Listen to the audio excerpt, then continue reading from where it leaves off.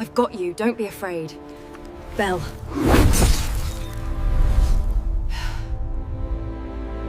Hello everyone, welcome to What If Belle Tricked to Love Kaguya Root movie.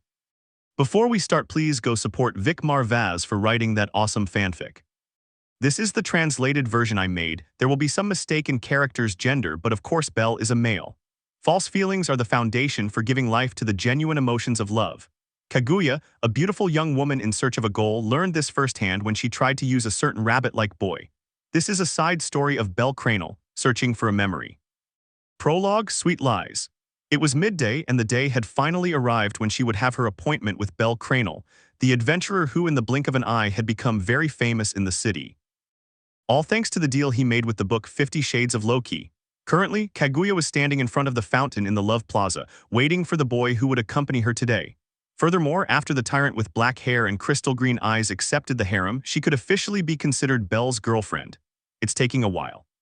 Putting aside her previous thoughts, Kaguya noticed the slight delay Belle was experiencing in arriving. It was impossible that he did it on purpose, so he considered the possible causes of a sudden delay one by one. Finally, a beautiful young Oriental woman with a playful smile on her lips came to mind. So he's trying to annoy me, huh? It had been a low blow from her best friend, but it was within what could be tolerated, so she let it go while patiently waiting for Belle. After a couple of minutes, the figure of a boy running towards her entered her field of vision. Kaguya-san, I'm sorry I'm late. A few meters away from her, trotting and waving her arm in the distance, Belle showed an apologetic smile as she exclaimed her apologies. She found it very endearing that he looked worried and nervous, so with a smile on her lips, Kaguya replied, "Don't worry, I just arrived." Huh, really? With those words, he eliminated the guilt that Belle felt. Her pretty face soon filled with relief, which caused a smile to appear on Kaguya's face. "Yes, seriously," he confirmed. "On another note, is the reason you were late what I think it is?" He wanted to confirm his previous theory just in case, so in a soft voice he asked the white-haired man. "Ahaha, well yes, it was Excella, I suspected as much." She let out an exasperated sigh, a little irritated by her best friend's childish attitude. Just knowing that he had deliberately delayed Belle to make him late and annoy her was enough to confirm it. She was nothing like the old, mature, and responsible Excella. "I'm sorry, she hasn't fully accepted all of this yet." Noticing the slight irritation on his face, Belle apologized. He really was a very kind person. "It doesn't matter, even if it's just a little, I can understand how she feels. After beating you in that fight and still accepting your wish, well, it's understandable if she's capricious at first." Kaguya-san. It was adorable when Belle's eyes took on a certain touch gleam, mentioning her in a tone as light as the softest sigh. She couldn't help but smile when she saw him like that. "Well, let's leave that aside. After all, I don't want you talking about any other woman than me on our first date." He displayed a playful and joking tone in his voice, casually unleashing a mild scene of jealousy. It wasn't that she truly felt that way, since she didn't care if Belle had 20 or more women besides her, but she felt the need to create a scene of a couple in love. Why, yes. Belle became slightly nervous, but he didn't back down. Standing beside her, he offered her his right arm. "Ara, how chivalrous. Fufu, that earns you a point." She crossed her arm with his so they could walk together as a couple, commenting on her impression of the boy's chivalry. The walk began, proceeding slowly as they stood side by side, observing the streets they passed. "By the way, Kaguya-san." Yes, Belle, she was called, so curious about what she would be told, she looked at Belle's profile. "You look very beautiful, really, the kimono suits you wonderfully." Where on earth had her previous nervousness gone?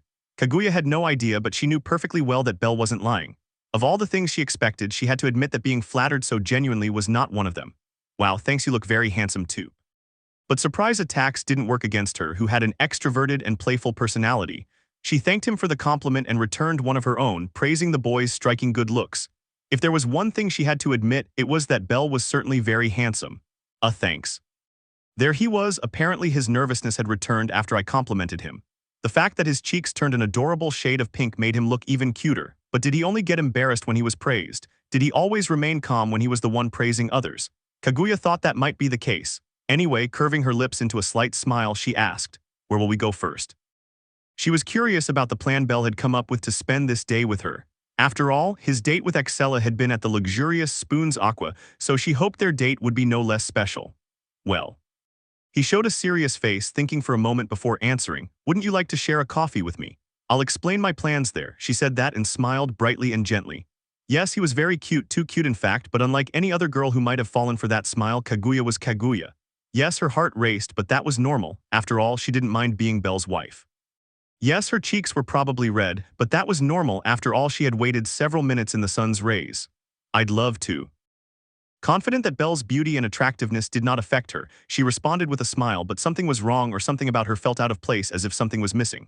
Fufu, or if you want we can skip the simple things and go straight to a hotel. I don't want that. Yes, now she was feeling better. It was necessary to play a daring joke on the boy who had a vulnerability towards women. Laughing slightly at Belle's exaggerated reaction, Kaguya blurted out. What, don't you want to? His mischievous and playful tone was very effective against the rabbit boy, who was gradually becoming the perfect representation of a tomato. And no, it's not about not wanting to.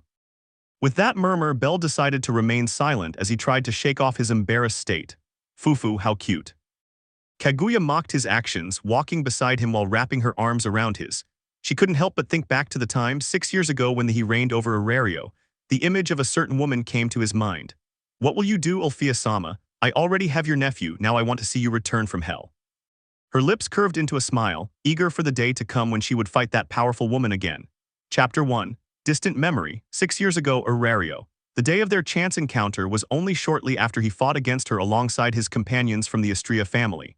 As she walked through the 17th floor of the dungeon towards the 18th, Kaguya glimpsed a beautiful silver hair. She knew instantly that the villain of this era was in this apartment, and without wasting any time, she launched an attack on her.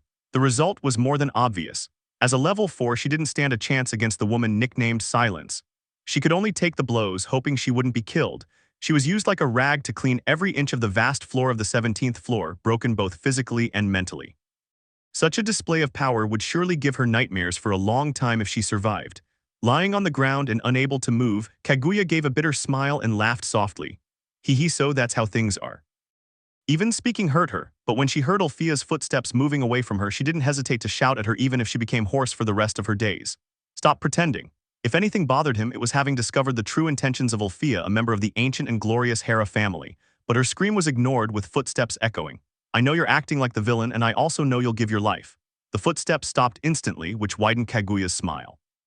Her eyes, a beautiful amethyst color, were gradually becoming unfocused due to the damage she had sustained. Even so, with her back against the floor and her body motionless, Kaguya continued to scream. Why give your life just because of this generation's damn weakness? Do you seriously think they're worth it? Hell no, of course not. Was the need so great that she would throw her life away for the worst generation of heroes? Stupid, that's how Kaguya saw it. Seriously, how stupid, why not stay alive, fighting against me until the day I can surpass you? And amidst all that stupidity there was the truth. Ulfia was Kaguya's role model. She admired her so much because of her great beauty and monstrous strength. All she asked was that he continue fighting against her. However, I knew it wouldn't be that way. Would you really sacrifice everything for this damned world? Humanity can go to hell. If it perishes, it's simply the result of its weakness. That's justice. She felt Ulfia's indifferent gaze upon her, so it was certain that she was listening to her words. Cough, cough. He began coughing up blood, causing more pain in his throat. Would you really sacrifice everything for this cruel world? I wasn't waiting, no, I longed for an answer before I lost consciousness. If I couldn't stop Ulfia's plan, I at least wanted to know her motives. At her wish, a beautiful and refined voice formed a few words. I'm not doing it to save humanity nor for the world, I'm doing it for my nephew. The softness of her tone was so enchanting that it bordered on the ridiculous, but Kaguya didn't focus on that. For his nephew, is he giving his life for a child? Idiot, meaningless, absurd. I don't understand, is it that special to you? There was a short silence, then Ulfia took over completely. He's my greatest treasure. He's my cute little bunny nephew after all. Kaguya froze. My cute little bunny nephew, is she in love? I really hope that wasn't the case, as that would be rare. As a member of the Eastern nobility, Kaguya knew that in some cases the family lineage was kept pure, so incest was very common, but it was not something she liked. Her voice, once soft and indifferent, had become warm and gentle, not at all characteristic of her. He's the only one who has dared to challenge Miathella's goodness and purity. So I want a world where my sister's son doesn't have to wield a sword. Truly, those were his genuine feelings. Kaguya snorted with difficulty, scoffing at such a goal. Now she was certain it was only maternal love. Then he launched his mockery. What if your nephew ends up doing it? He shares blood with you after all, it's quite likely he'll become an adventurer. What if he gets caught up in the battle that will decide the fate of the world? Those are silly questions, child. The answer is simple. The response was immediate, without Ulfia's calm expression changing. May heroes stand before him when the time comes. May he become a strong adventurer by receiving tough lessons from heroes, learning countless lessons, overcoming obstacles, and becoming a hero himself. With her vision blurred, Kaguya was surprised to be able to catch the slight smile on Ulfia's lips. He's fast, and he's even saved the life of a troubled little girl.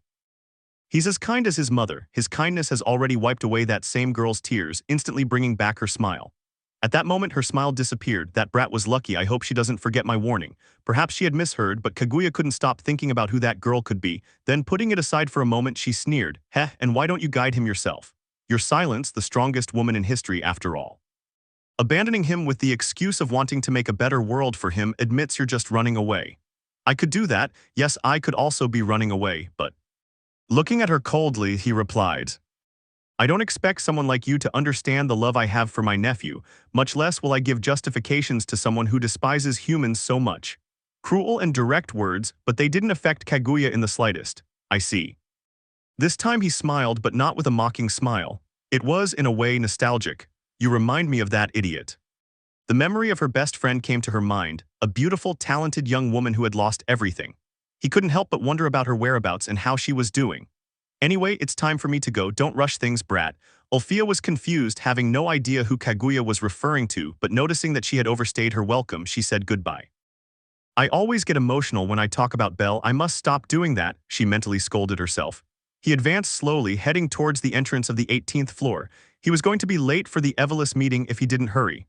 Then I will marry your nephew. The girl lying on the ground murmured those words. In an instant, anger consumed Ulfia. He didn't hesitate to turn on his heels and return towards her, attacking her without hesitation.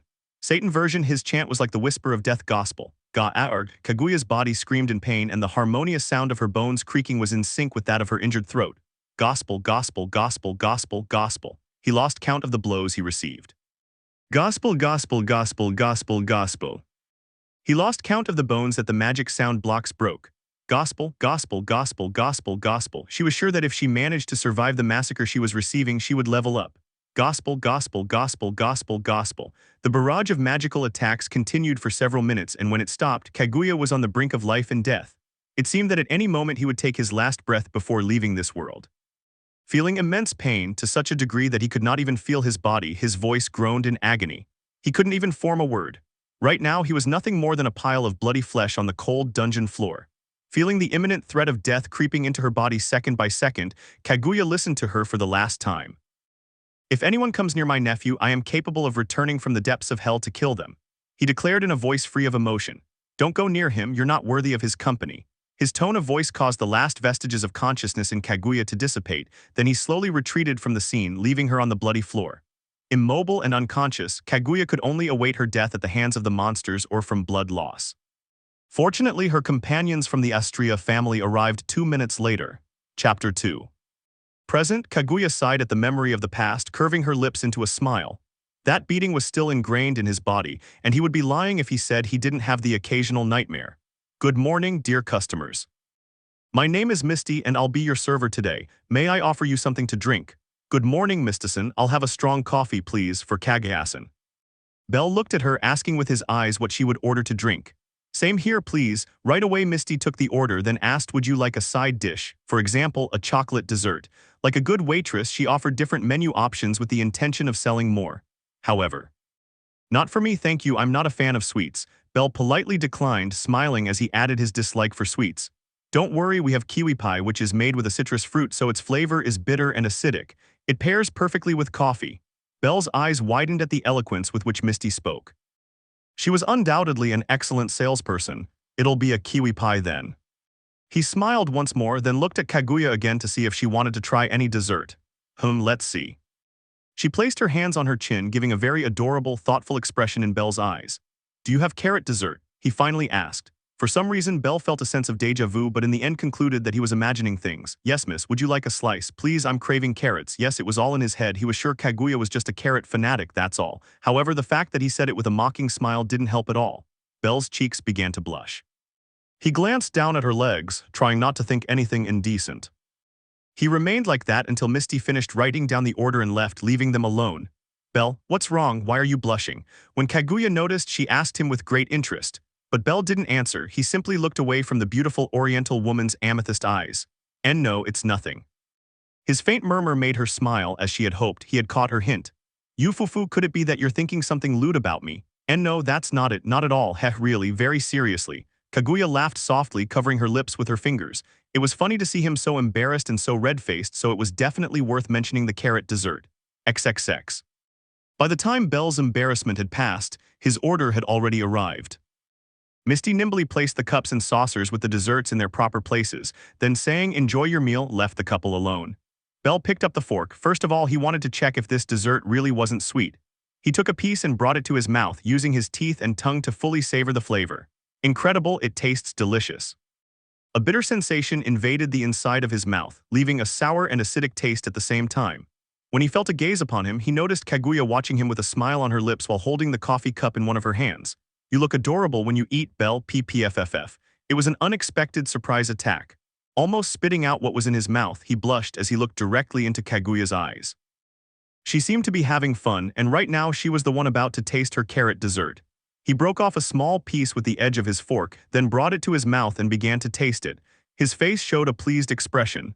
Ah, delicious. Apparently this place had some really good desserts for sale. The satisfied smile on Kaguya's lips was proof of that. Then, "Yes, carrots definitely taste delicious. PFFF. Belle, who was taking a sip of his coffee, almost spat it out on the table. It wasn't because his mind was wandering into vulgarities or because he was a pervert. It was more precisely the look Kaguya gave him, along with her tone of voice and mischievous smile.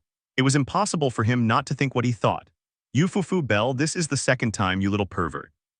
Why you're doing it on purpose," he jokingly reproached her. Kaguya's playful personality was indeed a difficult problem to deal with when faced with such an easy target as Belle. Right now the boy wished he didn't look like a rabbit. Kagayasan. "Yes, pervertson." He remained silent for a few seconds, embarrassed by the sudden nickname he had been given. Deciding to ignore the issue, he asked what really mattered to him. "What is it that you like about me, Kagayasan? Why did you decide that I was the one for you? Please tell me." Looking at her seriously, Belle asked for an answer. "I had wanted to know for a long time, just as I would with Reveria, Sir, Ina, and the others." 4 months had passed since he met her at that encounter on the 18th floor where she herself had asked him to go out as a couple. I had never understood it, I could never comprehend it, I had never asked him. He wouldn't settle for an answer like love at first sight. After all, he wanted to fully understand the feelings of the women who loved him. In response to his question, Kaguya displayed a certain indifference that slightly annoyed him. "What do I like about you?" "Come on, what does that matter now? It's important, at least it is for me." He answered immediately, in a clear and serious voice to show that he would not accept a light-hearted digression on the subject. Kaguya remained silent, staring at him intently. Her face was very beautiful, but right now it showed no indication of whatever was going on in her head at this moment. A perfect mask had been slipped in. "Do you want me to tell you the truth?" he asked. He simply nodded in response to her question, preparing himself for the confession of feelings to Kaguya. "Okay, I'll tell you." She put the coffee cup down on the table and took a breath. "But it will be after you tell me why you accepted me when I asked you to marry me on the 18th floor." He let go firmly. Now she too had become as serious as Belle. "I don't want lies," she concluded. Her mocking smile was gone, and even less so the light smile that always accompanied it. Her lovely, soft lips were simply sealed together. Of course, it was a countermeasure Kaguya used to deflect the topic. She was sure Belle wouldn't respond. After all, he accepted me because of my body and face. Yes, she didn't object to being his wife, however, she wasn't about to be forced to confess her true intentions. In addition, there was Axela's warning. Never mention Ulfia-sama's name in front of Belle, never. From what he could understand, Belle was suffering from a mental block or memory block, one where any memory of Ulfia had been sealed away so as not to remember her. If his aunt's name were mentioned, his memories would automatically and temporarily unlock and he would go insane. "So are you going to tell me or not?" That's why his confidence that Belle wouldn't respond was high, or at least not truthfully. "Why did I accept you on the 18th floor? It's simple, I found you very beautiful." His disbelief came out in that word. Definitely such an honest and direct answer was not expected. "As I said, it was because of your beauty. The first time I saw you, that same day you and your friends attacked me, my impression was an oriental beauty." "Belle, what are you saying? Your body is amazing, you have a beautiful face and beautiful skin." Of course, at that moment I was nervous because of your unexpected marriage proposal, so I answered under pressure. Kaguya didn't understand. She didn't understand why he was speaking to her with complete sincerity. "But well, in the end, my hasty decision was based on superficial things. Your body and your beauty were the main reason." He was being blatantly honest, to the point where Kaguya's surprise slowly turned to irritation. For some reason, it bothered her that he mentioned her physical beauty so much. "However, I got to know you little by little, I discovered small things about you." At that moment, when she was thinking of sighing bitterly and telling herself that she couldn't complain since her intentions with him weren't entirely sincere, Belle spoke once more. "More about me. We haven't even gone out that often. Most of the time you're either in trouble or with Axela. How come you say you know me?" Now she was getting annoyed, suspecting that Belle was just saying random things. It irritated her more than when he was being honest about his love for her body. Silly girl, that's not what I meant. Belle smiled slightly at his irritation. Her cheeks flushed an almost imperceptible pink when she was so casually called stupid. The kindness she exuded was genuinely true. To get to know someone, you don't have to spend time with them, you just have to observe them. What's the point of spending time with someone if you don't pay attention to every little gesture they make? She was silenced by the words of the boy who was opening his heart to her. Every gesture, every detail, every action you just have to observe closely to get to know someone. I want to know everything about you, Kaguya, even things you don't know yourself. Wait, what was this turmoil in his chest? Was his heart racing? No, nonsense. Yes, definitely nonsense. Your nose twitches slightly when you get angry, you tend to play with your fingers when you're excited, and when you're down or bored you tend to swing your legs. Her eyes opened in shock, and this time she was sure that her heart was beating irregularly. Was this nervousness? That was his only explanation for his peculiar state. I've been watching you, and I can say I don't regret a single second I've done it. I don't regret spending that time with you. Why? Why on earth was he smiling at her so warmly while saying such shameful things? It was unfair. Where was her nervous, shy personality? Kaguya wanted her back right now. Because I like you, Kaguya, badump, her chest might as well burst. She was being indiscriminately attacked with word after word of romantic and cheesy sentimentality, so much so that she suspected her cheeks were turning red. Everything would end badly if he continued like this, but luckily for him, Belle had already finished. A little more and she herself didn't know what would have happened. Not wanting to be attacked in that way again, she weakly formulated a question full of disbelief. Why are you so honest? In response, he smiled. I told you, didn't I? It's important to me. So dazzling, so pure, so kind. The memory of Ulfia's words came to her mind that Belle was a kind person. At the same time, don't go near him, you are not worthy of his company. Kaguya completely agreed with the words the silver-haired woman had said, however, it irritated her that her chest ached when she remembered them. I see. He murmured before falling completely silent, focusing his light amethyst-colored eyes on the surface of the coffee in the cup. He was lost for a few seconds in the dark brown color, not knowing what to do next. Chapter 3. A beautiful lie for a naive boy. Noticing Kaguya's discomfort, Belle decided to give her space, ceasing to talk and focusing on eating his kiwi pie. The coffee still tasted very good, but he certainly didn't enjoy it as much as before, when the atmosphere between him and Kaguya was pleasant. With his jokes and daring innuendos, but pleasant. Right now, only silence reigned, with Kaguya observing the surface of her coffee as it slowly cooled down. Even Misty didn't approach the table, noticing the tension between the two. Finally, after a few more minutes of silence, Kaguya spoke. Thank you for being honest. What you said was very nice. It's not something you should be grateful for. She looked at him, still slightly bowing her head but with her gaze fixed on him. Her beautiful amethyst eyes were captivating, but they held a mysterious glint. Belle decided it was time to speak. So about your feelings. Yes, I'll tell you why I'm with you. He seemed to have given up jokes and games. His expression clearly showed that. It'll be a bit long, I hope you don't get bored, he remarked with a touch of sarcasm. There's no way that's going to happen. I'm listening, Kaguya-san. It was very troubling for her that Belle was so understanding at this time, and even that he gave her a gentle smile while listening to her. As you may already know, I come from a noble family in the Far East. It all started with that. To Belle's surprise, Kaguya's feelings were related to her past, but he didn't let that disturb him and listened to her attentively. I'm an only child. My mother died after I was born, and my father suffered from mental infertility due to depression.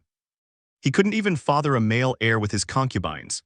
Speaking in a neutral tone, Kaguya uttered delicate words, as personal as or even more than that, without even stuttering. He seemed indifferent to the subject, which surprised Belle more than the subject itself. Because of that, well, I didn't have a great father-daughter relationship, let alone with my late mother.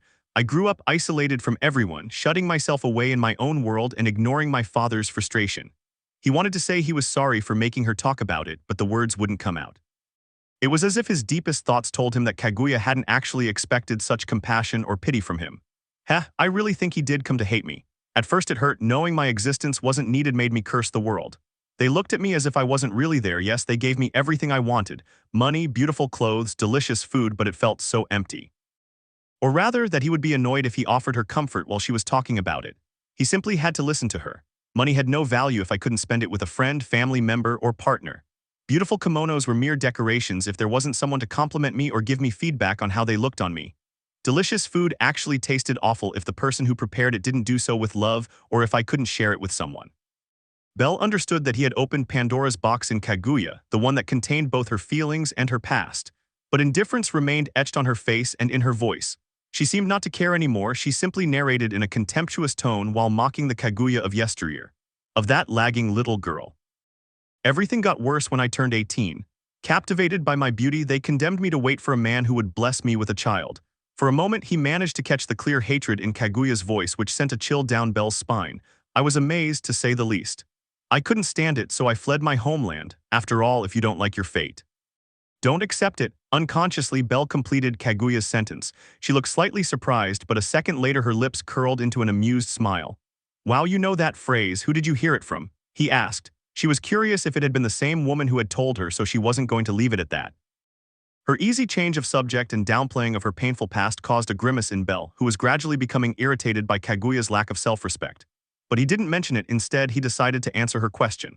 Oh, actually, he told me, huh? Who told me? I'm sure that. His memories began to fail. He would see distorted scenes and incomplete sentences, but that was all. A hill covered in golden wheat, the silhouette of a woman in a beautiful dress. Gh. Soon he complained of sudden pain. His head felt as if it were being pierced by rusty iron stakes. Belle, are you okay? Kaguya noticed the anomaly instantly, not knowing what was happening to her, or at least not until she remembered Axela's words. Never mention Olfia-sama's name in front of Belle, never. What? He managed to hide his discovery under a completely serene face mixed with slight concern for Belle, who kept holding his head in his hands. So it was Olfia-sama who said that phrase. Could it be that he's already aware of his blocked mind? He thought things over for a while, but in the end he decided to ask. It's about her, right? Her words made Belle's grimaces of pain stop as well as his moans. Then the boy looked at her with tormented eyes. Do you know, nothing special, I just heard rumors. I see. At that moment, a despicable and desperate smile formed on Belle's lips. Yes, I suppose it's her. I keep searching for her memory, but I still can't find it. Kaguya had never seen such a sad expression on his face, so she had absolutely no idea how to react. She didn't really mind dropping the subject about her past, so it suited her to continue with this conversation. However, it's not something he can talk about freely. Even she wasn't that cruel, Kaguya-san. At that moment Belle named her. She turned back to look at him, waiting for his next words. Who did you hear that phrase from? He asked. Apparently he had beaten her to the punch by changing the subject, so she couldn't help but smile as she answered him. Isn't it obvious? My only friend back then, that silly Axela. Belle smiled. Apparently he had detected the first emotion in Kaguya's words since she began to recount her past. I see, so it was her. That makes sense. They're best friends after all. Exactly. Well, although I often irritated her since she was the prodigy of the Agara clan back then, she had a terrible temper. I'm many years older than her, but she was always more mature than me. I still remember her murderous intentions towards me when I mentioned that she would soon have to choose a husband as her rightful successor. He looked at her with a smile. Right now, Kaguya was being genuinely honest. There was no doubt that she was best friends with that young woman with the crystal blue, aqua-green eyes. You really do want her, huh? He murmured. Of course, even though she's a crazy, impulsive, frenzied, unhinged killer with no common sense, well, she was the only one who offered me any help.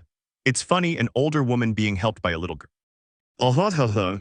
She smiled nervously, showing a bitter smile as she listened to all the insults Axela had received in less than a second. But the esteem was evident in every word. That was how Kaguya showed her affection. Then I'm still listening, Kaguya-san. If talking about the past hurts, you can leave it out. Focus on the present.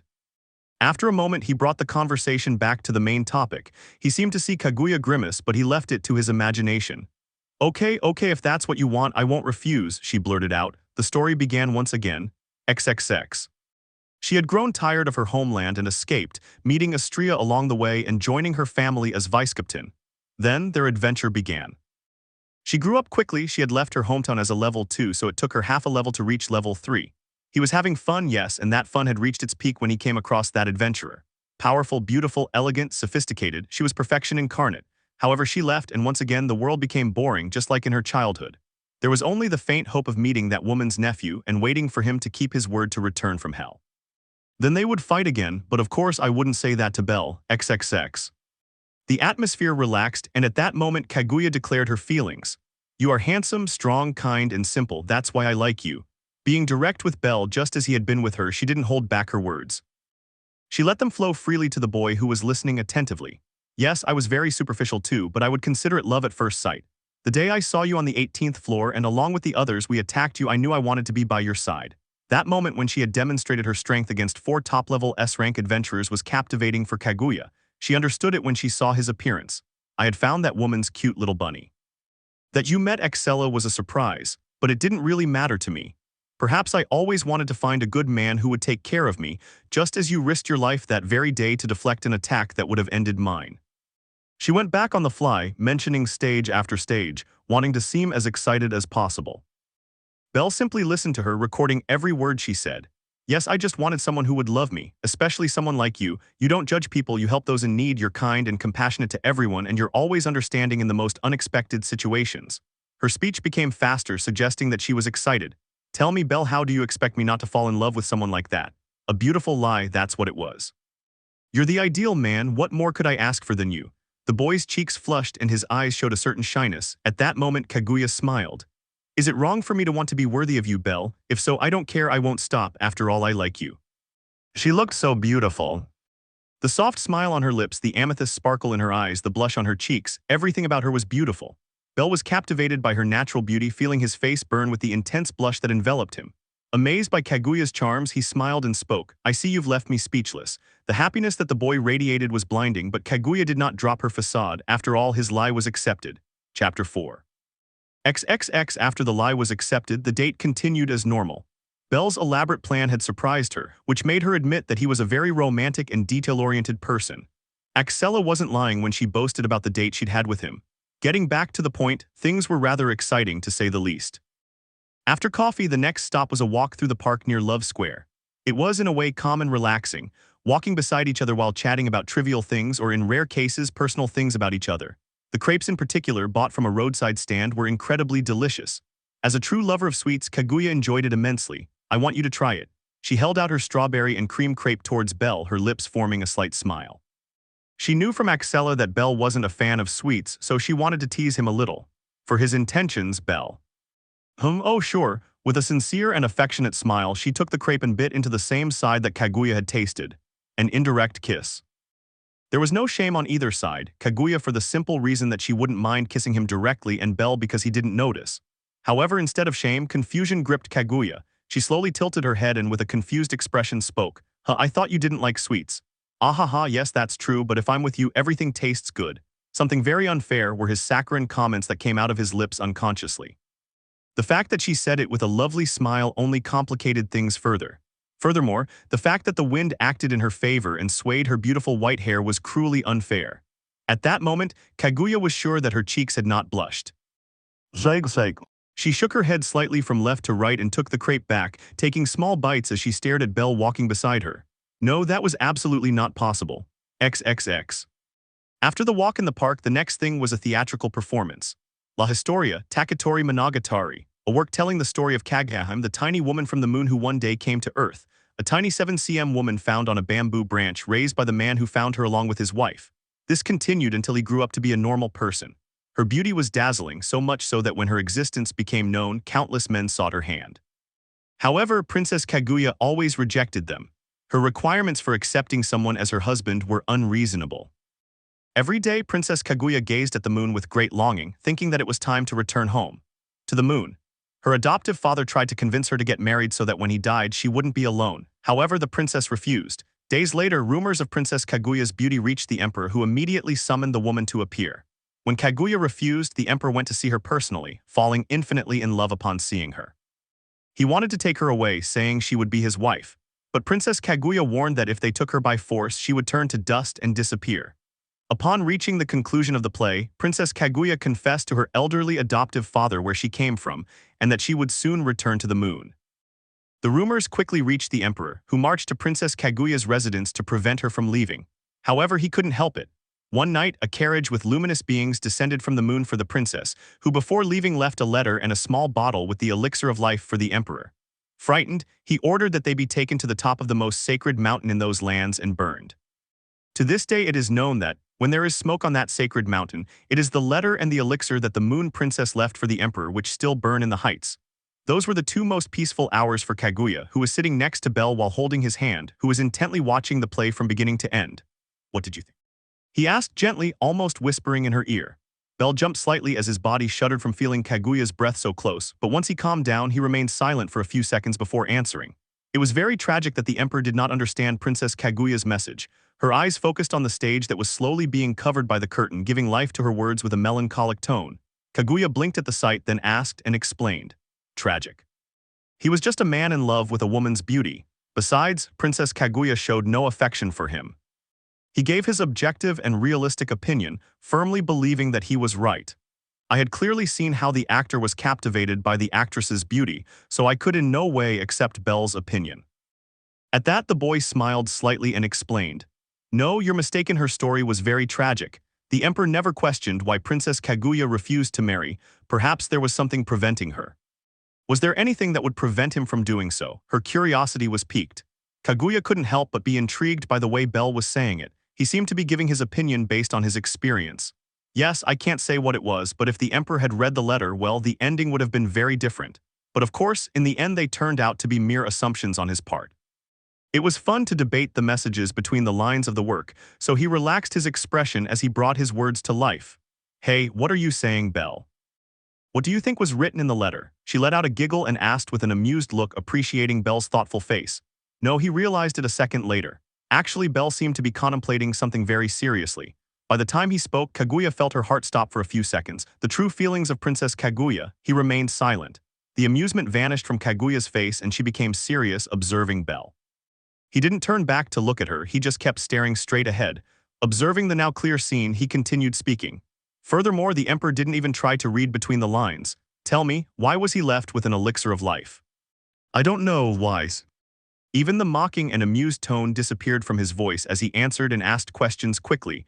He did this without taking his eyes off Belle's profile. I think it was insurance. She would solve the problem written in the letter, then come down again. The elixir was in case she took too long, so he could wait for her as long as necessary. And you say the emperor must have waited an eternity for her. That's cruel. No, I didn't mean that. Now you're talking nonsense. He showed slight irritation towards Belle and Belle laughed nervously as he answered. Haha, it's just that the letter and the elixir, those things weren't really that important. They were simply a message of love that she really did want to be with him. But the emperor didn't understand, that's why it's sad. Her opinion kept changing from serious to romantic and from romantic to serious, which exasperated Kaguya a little, who had been uncomfortable with Belle's mention of true feelings. Deciding to end this debate once and for all, Kaguya asked seriously while looking at him. I see, so what would you have done? This time his gaze was reciprocated. Their eyes met, ruby red with amethyst purple. She looked serious and he had a genuine smile. Me. Well, I definitely would have gone to the moon for Princess Kaguya, then I would have asked her about her true feelings. Once again, there was silence. The conversation flowed smoothly and the comments were mysterious. Time seemed to pass quickly when they were together. That was something Kaguya couldn't help but notice. Not only did he seem to be dropping hints, but he also gave the impression of wanting to make her see something she refused to see. Be that as it may, that conversation about Princess Kaguya was most mysterious to Kaguya herself, who seemed confused by the strange feeling that Belle expressed when explaining his understanding of the story. XXX. After that, the last thing of the day, when night reigned over the skies, was a romantic dinner at a very elegant restaurant. Her kimono didn't quite match the atmosphere of women in long, beautiful dresses, but that only made her stand out as an eccentric beauty. Belle's suit, on the other hand, went perfectly with everything. Or perhaps it was just her charming appearance that helped her solve everything. The dinner itself was uneventful, consisting mainly of simple conversations that revealed things about each other. They were getting to know each other better, taking advantage of the fact that the day was completely for them.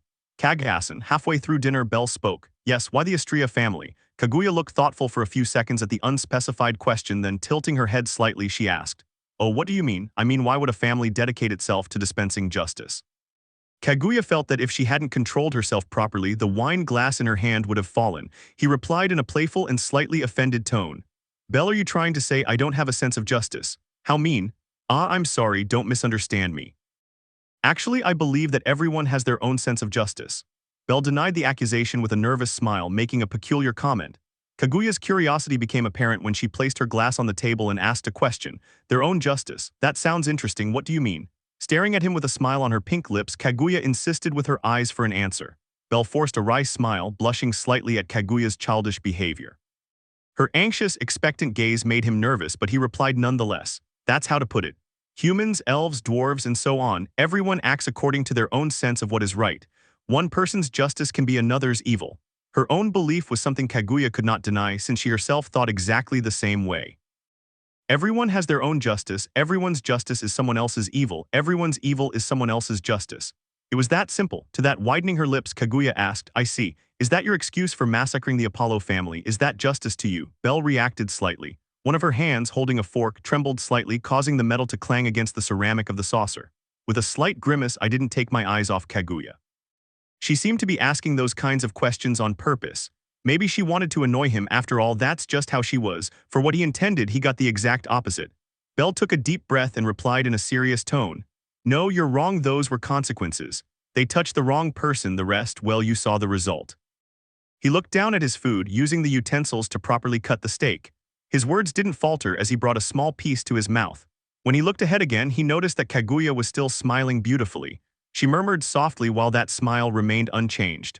Wow, I feel a little jealous of Excella to think you would do such things for her. Was she really jealous? Belle couldn't believe it. It was easier for him to think that Kaguya was joking. But for some reason, her smile was very sincere. It fully reflected his truth. That's why and only for that reason he spoke, not just because of her. Kaguya let out a puzzled sound, looking slightly surprised at Belle. Seeing her reaction and that her smile had vanished, he explained further. I mean, if Kagassen were ever in danger, I would protect her with all my strength, even if I'm stronger than you. Yes, even if you're stronger than me. Kaguya knew he wasn't lying. After all, Belle had already saved her life once in the past, in that incident on the 18th floor where Evelys attacked the Loki Familia and Astrea Familia. They remained silent for a few seconds. Kaguya seemed lost in thought, a fact noticed by Belle. He quickly changed the subject back to the original one. With a smile, he spoke. Then why, I mean the Astrea family. Kaguya was pulled from her thoughts by Belle's voice. She quickly regained her composure and replied, well, I don't have an honorable reason like Ryu or Elise, it's simply for fun. Only on this occasion did Kaguya show her sincerity. She would never lie about her reasons for joining the Astrea Familia. Belle blinked a couple of times in confusion. Fun, Kaguya nodded. Yes, I hate being bored and well, what excites me most is having exciting battles. That's my kind of justice. Fufu, don't you find that unpleasant? She didn't quite understand why she was trying to make herself look so bad in front of Belle, but she realized she was doing it unconsciously. As if the sorrows in her heart wanted to frighten the kind boy in front of her to prevent him from being hurt by the lying Kaguya from outside. Determinations, ulterior motives, and conflicting emotions. But unpleasant, why would it be? Belle didn't even flinch. He simply asked with genuine confusion. There was no trace that he was feigning disbelief or putting on a facade to avoid upsetting Kaguya. It simply reflected his complete lack of understanding of Kaguya, who said that her justice was unpleasant. Kaguya maintained a calm expression, contrary to the living disaster in her thoughts, and spoke. You see, I'm not like Ryu with his absolute sense of justice that punishes the wicked and protects the good, nor am I like Elise who longs for world peace. She explained further while comparing her sense of justice to that of her colleagues, waiting for Belle to say, certainly, compared to theirs, yours is unpleasant. However, what's wrong with that? Her lips trembled as she remained silent for a few seconds before answering in a low voice. Don't know. I see, if that's the case, then there's really nothing wrong with it. She gave him a gentle smile. They stared at each other just like a couple in love. Then Belle declared, Kagassen, your justice is not bad. He thought he heard his heart skip a beat but concluded it was his imagination. It was fun, Kaguya had to admit. Chapter 5, XXX. It was fun. For Kaguya, who loved fun, the date had been perfect. Minor moments of discomfort, however, were forgotten thanks to the entertaining conversations, interesting comments, tasteful jokes, and the excellent atmosphere. Belle had undoubtedly given her a great date, and it was even more special since it was Kaguya's first. It was similar to winning the lottery on the first try. He avoided the bitter taste of a first attempt ending in failure. Well, since he went to so much trouble to wish me a good day, I suppose it wouldn't hurt to do something for him. Her thoughts wandered down dangerous paths, but instead of worrying herself, she formed a smile and spoke to the boy walking beside her. Belle, can we go one last place? Sure, which way? Night had completely taken over the skies with the beautiful full moon in the middle of a sea of bright stars. Under the pale blue glow of the moon and its stars, Kaguya looked directly into Belle's eyes. The soft amethyst color of her eyes gave off a seductive and mysterious glow. It's a surprise, so put this on. He extended a white cloth, indicating that she should use it to cover her eyes. Belle looked at her with a nervous smile, showing both surprise and nervousness. Her cheeks were also flushed. Perhaps he had discovered Kaguya's plan. No, that wasn't possible. Oh, okay, Fufu, good boy. When Belle gave his consent and covered his eyes, Kaguya took his hand and began to lead him toward the new and unexpected destination. XXX. The journey to the mysterious, unknown, and unexpected new destination lasted for several minutes. Belle was being guided by Kaguya, who held and gently pulled his hand. Kagassen, yeah, are we almost there? It was night, the air was cool and damp. Belle was bandaged, however, that did not make him doubt the starry sky above them. I could clearly hear the wandering sound of the wind rustling through the leaves. The leaves made an invigorating sound as they rubbed against each other. Fufu, you're impatient, Belle. Are you nervous? A little yes, relax, I won't kill you or anything like that. We're almost there, just a few more minutes. Kaguya smiled gently as she answered casually and continued to guide Belle. She didn't notice that the boy had become flustered when she mentioned something about killing him. The fact that the surroundings were quiet or free of any noise only made things worse for Belle, who was blindfolded. The sense of listening became perfectly sharpened. It's warm, she thought. He tried to calm himself while focusing on the touch and warmth of Kaguya's hand. It was very warm and soft. Master Belle, would you like me to analyze the terrain? I can tell you its location in less than a second. No, that's fine, thanks Alvis, but I don't want to spoil the surprise. He also politely declined the suggestion of using his support ability. He was quite clear that with it, even if he were deprived of his sight, he could move freely. However, he understood that it wouldn't be nice at all to ruin the surprise that Kaguya had worked so hard to create. I could understand him just by listening to the humming of his voice or the soft giggles that escaped his lips. She was having fun, and from the way she was acting, she seemed eager to reach the destination she had in mind. Belle. Hey, what's up? Kaguya soon stopped moving. She called Belle's name as she made sure the boy stopped as well. With a little nervousness in his voice, Belle asked and waited for an answer. Kaguya spoke after a second. We've arrived, he sang cheerfully. Belle's lips unconsciously formed a smile. He didn't know why, but it pleased him to hear Kaguya sound so cheerful. Simple reflections of love, one might say. So can I take off my blindfold now? He asked eagerly. However, in a playful tone, Kaguya replied, Nope, huh, are you deaf? I said no, fufu, not yet. So why are you telling me we've arrived if you're not going to take the blindfold off? He exclaimed dramatically. Now he seriously questioned whether to smile or not. Kaguya had played a rather childish joke on him, and despite its childishness, he seemed to be enjoying it. Yes, yes, her voice sounded soft. Belle felt his body shudder as he felt both of Kaguya's hands gently caressing his. Delicate feminine fingers slid as they caressed his hand, and she brought her lips close to Belle's ears. With a slightly seductive touch, she murmured, Don't worry, I know you'll like the surprise. Gup-glip. Belle swallowed audibly, causing Kaguya to let out an amused giggle. Come on, we'll just go up a couple of stairs and that's it. Oh, okay. Once again, he was guided by Kaguya towards the end of his destiny. As his arm was pulled by Kaguya's gentle grip, Belle thought seriously. He had finally figured out the surprise that awaited him. If that happens, then it was useless to make excuses about issues like morality. Those things didn't benefit someone who had a harem. In essence, it was something deeper. Don't doubt it, Bells.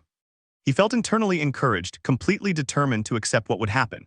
As he finished that thought, the sound of a knob being turned and consequently the creaking of a door being opened reached Belle's ears. This time we're really here. Ready for the surprise, Belle? Kaguya's voice was kept below normal decibels. It was one that would make you shudder if you let your guard down. Belle stood firm and nodded, still blindfolded. Completely ready, Kagasan, fufufu, I like you a lot when you're serious. Okay, then let's go in. He was pulled back once more. He could feel perfectly that he was now in a confined space just like a room. His senses, enhanced by the grace of his goddess, allowed him to perceive the light scent of flowers and the pleasant coolness of the walls. We're in a room, right? Very true. I see. These were personal deductions, but I had a feeling that the floral scent was coming from scented candles carefully placed in key locations. Did he plan this in advance? I am going to be in trouble. Still blindfolded, Belle was led to the bed. Kaguya's fingers pressed against his chest, causing him to fall backward onto the mattress. K Kagayasan. He reacted as he normally would. Even though he had already experienced sexual relations with Axella, it was impossible for him not to feel nervous when he was about to do it with someone else. It was essential that a blush rain on her cheeks. Relax, Belle, I had a lot of fun today, you know. I thought it wouldn't hurt to reward you for your hard work, seductive words. Belle tried to lift his upper body, but the simple pressure of Kaguya's fingers on his chest kept him lying down. He couldn't move. Kaguya smiled as she dropped her oriental geta sandals. The sound of wood clacking against wood echoed for a few seconds. She quickly unwrapped the obi around her abdomen and slipped the kimono from between her shoulders. Her exposed skin was bathed in the soft light of the pale blue moon. This is your prize, please treat it with care. He straddled Belle's waist. Kagayasan. Belle reacted immediately upon feeling Kaguya's skin against his. He was clothed, but he definitely remembered the sensation of her skin against his clothes. Calm down, calm downs. Kaguya slowly slid her fingers from her abdomen to her chest over her shirt, unbuttoning it in the process. When he reached the last one, he opened the shirt in opposite directions and with great agility slid it from between Belle's arms. Having successfully removed it, Kaguya threw the now useless garment behind her. It fell into some corner of the room. I know Axella slanders me all the time for her own amusement, but as unbelievable as it sounds, I'm still maintaining my chastity. Do you understand what I mean, Belle? And yes, I understand what you mean. Belle's face was noticeably flushed. Kaguya couldn't see the look in his eyes because of the bandage covering them, but she was sure they held that cute, characteristic shyness of his. That makes things easier. Look, I don't mind giving you my first time and the ones after. If it's you, everything's fine. Kaguya slowly lowered her face. Her breasts were supported by her bra, preventing direct contact as she lowered her upper body completely. Belle's heartbeat could be felt by Kaguya, who pressed her well-endowed chest against the boy's. That's wipe. She softly whispered a question, "Would you accept me?" There was an audible badump. Kaguya smiled contentedly as Belle's arms moved to her waist, holding her with both hands. "I'll take that as a yes." He lifted his upper body slightly, just enough to remove the blindfold from Belle's eyes. The obstruction was removed. The ruby red connected with the amethyst purple. A bridge was formed by their gazes. Surprise. "Fufu, do you like what you see, Belle?" Kaguya-san. Above him, giving a full view of her semi-naked body, Kaguya was observed by Belle's ruby eyes. He was waiting to hear what would be said to him. "You are beautiful, genuine honesty." Belle's eyes scanned Kaguya's entire body. Her pale, glowing skin was bathed in the soft blue moonlight filtering through the window. The amethyst lingerie set with floral embroidery perfectly complemented her eyes. Kaguya smiled slightly. "Thank you," it was hard for her to process. Belle's compliment about her beauty felt vastly different compared to those she had received in the past. She understood perfectly that it was because of the way Belle was looking at her. All it took was seeing the gleam in his rubbered eyes. He saw her true beauty, the one hidden behind her sculpted body. Meanwhile, the idiots who showered her with compliments only saw her outward appearance. "In a way, I'm glad, so thank you." Her smile widened and Belle returned it. The boy continued to admire her beauty both inside and out. She lowered her body once more, completely ready and prepared to move forward with what she had started. She would give her body to the only man who had proven himself worthy of it. She understood that he was using her for his own gain, and she understood perfectly well that he was lying to her. A half-truth is still a lie, but he didn't care. As long as Belle didn't find out, nothing bad would happen. "Ready?" she asked, but received no answer. Belle continued staring directly into her eyes, seemingly analyzing in detail what lay behind the windows of her soul. And she clearly saw the love that Belle's eyes held for her. That's why she smiled. "I'll take that as a yes," she hissed seductively. She lowered her face slowly, bringing her lips closer and closer to Belle's. The distance was so small that Kaguya could feel the boy's breath against her face. It was warm. The floral scent and the cool atmosphere of the room made a perfect combination with the silence that both created. Only the sound of their breathing reverberated. True desires and desires disguised as truths. Hearts in the air full of illusions, hearts underground hiding their reasons. Their lips drew closer and kept drawing closer until finally. Thud. A light touch, but not one of lips colliding with other lips. Belle. Kaguya opened her eyes in complete confusion. In front of her, an index finger just inches from kissing Belle was pointed at her. She stood in his way like a wall, preventing him from kissing her. Kaguya didn't understand, and the look in Belle's eyes made her fall deeper into her own disbelief. The sensation her lips were expecting, a warm and moist one from Belle's lips, was met with a completely different one from the boy's finger. "What are you doing? It's not funny to interrupt a perfect moment, Belle." Hiding her own disbelief, Kaguya questioned Belle's actions. He remained silent for a few seconds without looking away. "What should I do? I should be asking you that, Kaguya-san." What are you talking about?" His tone of voice was serious, but he maintained the same gentleness that characterized him. He continued. "Stop pretending, it's a bit insulting." "Belle, it's not funny, stop." Kaguya showed slight irritation, but Belle took that irritation to himself and raised his voice slightly. He frowned. Kaguya remained silent upon seeing him like that. "I'm telling you this, Kaguya-san, I may be a fool, but I'm not an idiot." Belle spoke without interruption, observed by Kaguya's surprised eyes. "I told you, didn't I? I've been watching you, Kaguya-san. I know when you're sad, I know when you're upset, I know when you're happy, and of course I know when you're lying. That's why you need to stop. Stop lying to me and to yourself. I don't understand. What are you talking about, Belle?" Kaguya found herself cornered, reacting in the only way possible in such moments. She pretended to have no idea what Belle was saying. The boy sighed as he exerted force on his finger and moved his lips away from Kaguya. It should have been impossible to make a level 8 retreat, however. It seemed that Kaguya had not put in any effort. She simply let Belle pull her away from his lips. "You'll keep up the charade until the end, huh? Fine, if that's what you want, then I'll explain it to you." "Explain what?" "I'm getting annoyed. You're good, I admit it." Belle smiled slightly, then exerted force on his legs and turned around. Kaguya looked surprised when suddenly her body was laid on the right side of the mattress. Belle immediately climbed on top of her, placing his hands on either side of Kaguya's face on the mattress. Belle, you're being a little." She wanted to speak but was quickly silenced by Belle's soft hiss. "I intended to overlook your charade, but in reality those were nothing more than my intentions." He brought one of his hands to Kaguya's cheek, beginning to gently stroke it. Belle smiled affectionately as he continued speaking. It's pretty obvious, isn't it? There are many things people choose not to share or say, but I convinced myself that was all there was to a person. In this case, you, Kaguya, remained silent. Her expression was stunned as her eyes gazed at Belle's rubbered background. You didn't choose to tell me or talk to me about that charade, and I convinced myself that it was all you had. I wouldn't question your reasons, nor would I ask about them.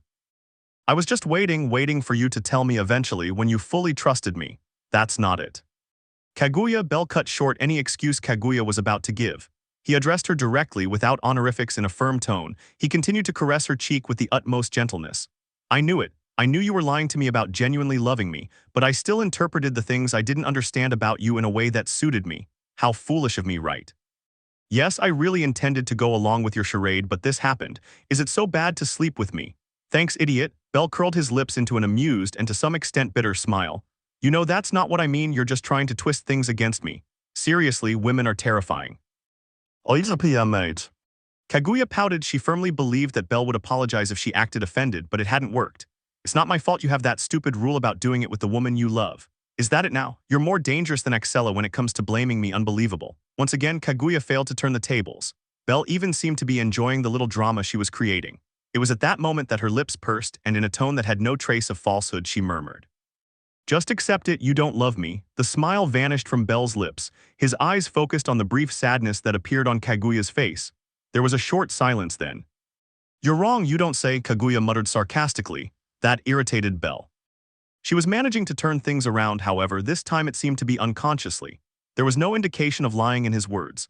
"Are you saying I won't do it with you because I don't love you?" "Yes, that's what I'm saying, I see." Belle sighed. Kaguya simply tilted her face to the opposite side of the hand that was caressing her cheek as if she wanted to move it away.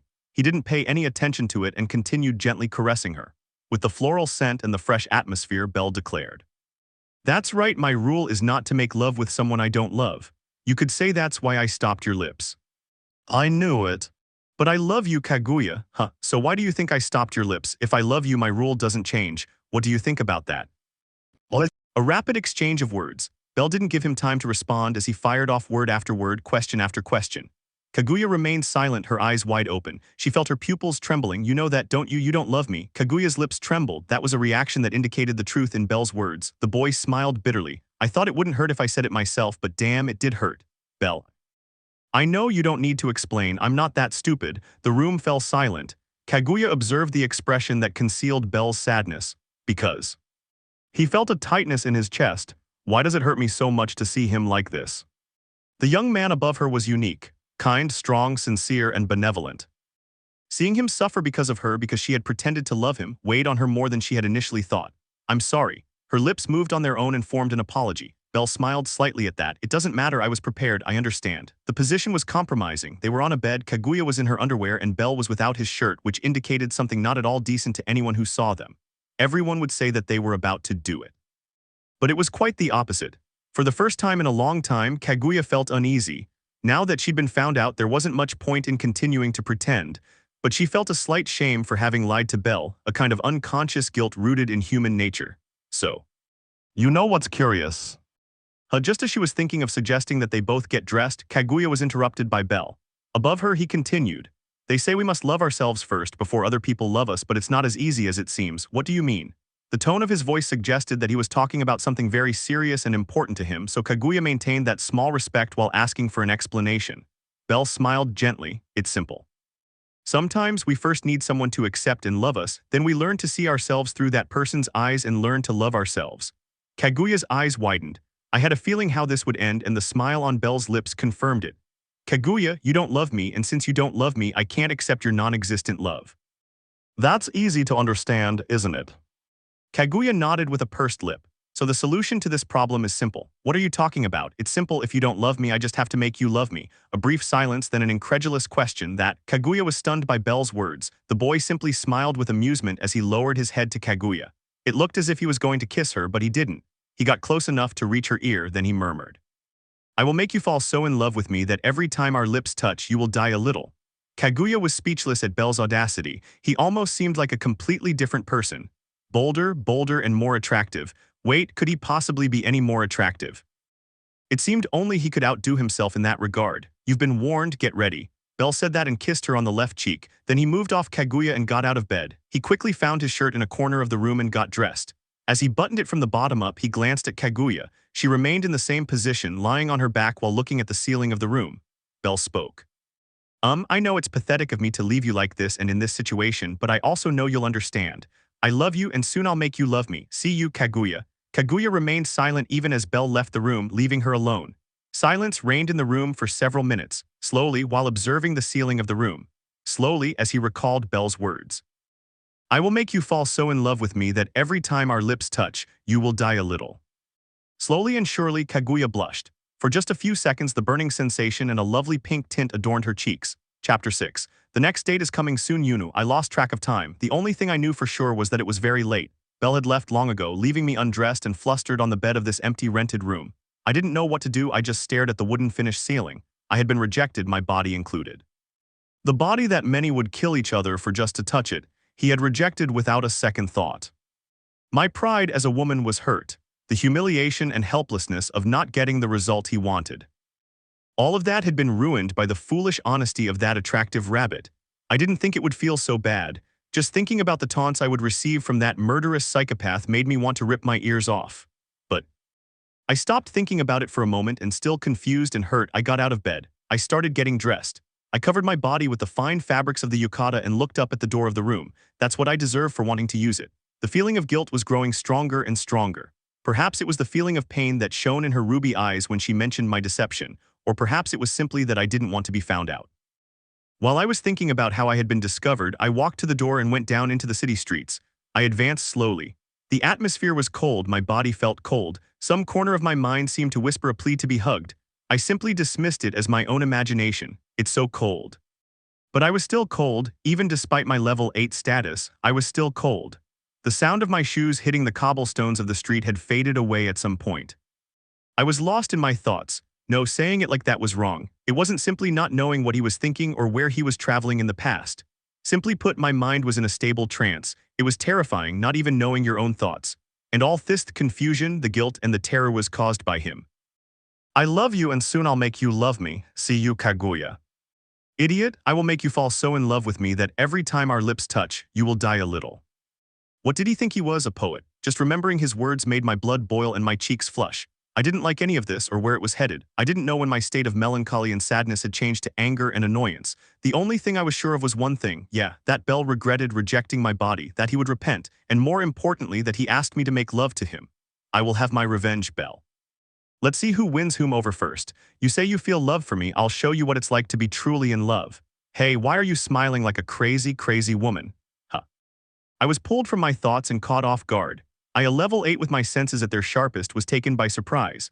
There was only one crazy woman who could go unnoticed like that despite my top-level senses. Looking straight ahead, she entered my field of vision. He looked at me with a cautious expression and a certain sense of disgust towards me. My lips moved and released his name with the force of a soft sigh. Axella. The psychopath smiled when her name was mentioned. Hello, rejected, XXX. Her long, lustrous obsidian black hair was tossed by the night breeze. It almost seemed to be dancing with the delicacy of an orchestra. This 17-year-old oriental beauty, with a voluptuous and curvy body that would make any man drool, a beautiful and delicate face like porcelain, eyes as precious as gems and long hair as black as night, was a damn toxic, possessive, distrustful, paranoid, heartless, murderous psychopath. Did you come here to make fun of me? I'm surprised Belle told you so soon, it even scares me. And the most ironic thing about this life is that she's my best friend. With a tired and irritated voice, I asked her reasons.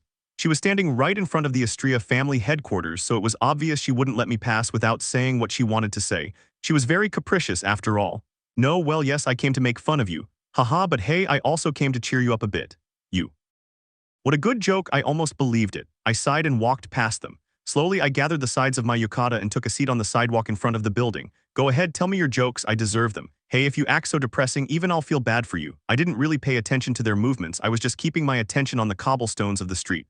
What can you do? Listen, I don't want to say I told you so, but she didn't allow me to ignore her for long. I looked up at her, noticing the slight, mocking smile on her lips. Damn, I wanted to punch her in the face.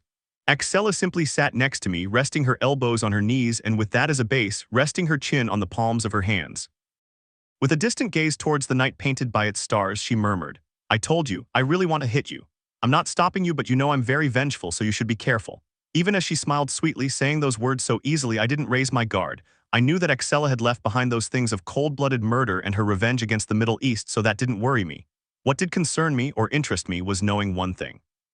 Looking at her out of the corner of my field of vision, I asked, "Is he really that incredible?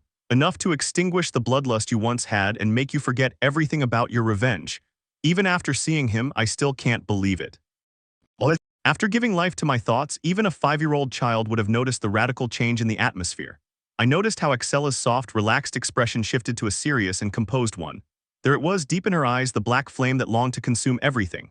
My body shuddered. Even knowing that I was stronger than her didn't put me at ease when she gave me that look. So dry, so empty, so heartless and cold. They were the eyes of a demon, you see, Kaguya. And from one second to the next, everything changed. Her eyes reflected light, and the soft voice that came from her lips suggested that it was all over. Seeing me like that, she said, "It's not that Bell eliminated the bad things in me, of course not. He just gave me the strength and support to decide what to do." She scorned the air, curving her lips into a smile. There she was, the girl madly in love with the boy who had rejected me. He saved me, but he didn't force me to take his hand. He just extended it towards me, offering it as an option. She spoke excitedly. She implied that simply recounting how she was saved by Bell moved her to her very core. I watched and listened in silence. Of course, I rejected him many times, but he didn't leave. He stood firm, waiting for me, waiting for this monster whose sole purpose was to exterminate the entire Middle East. His eyes, marveling at scenes from the past, were not disturbed when he mentioned the land that had been taken from his family. She definitely had absolute control over her emotions. He was foolish, naive, and quite useless back then, but you know, I found that endearing. Despite being naive and foolish, he persevered until the very end, not wavering even after I'd hit him so many times and told him to leave me alone. Without even noticing, Excella had a big smile on her lips. He didn't abandon me. It was inevitable that I would take his hand and accept his help, just as it was inevitable that I would fall in love with him. My first and only love, my greatest treasure. I got lost in her face for a few seconds. She seemed so happy. My chest tightened slightly and a very unpleasant sensation spread throughout my body. A tingling sensation invaded the skin of my arms. Was this envy? I had met her just today. It's strange to hear you say such corny things, it confuses me. I said in a low voice. She laughed slightly without bothering to deny my words. First time.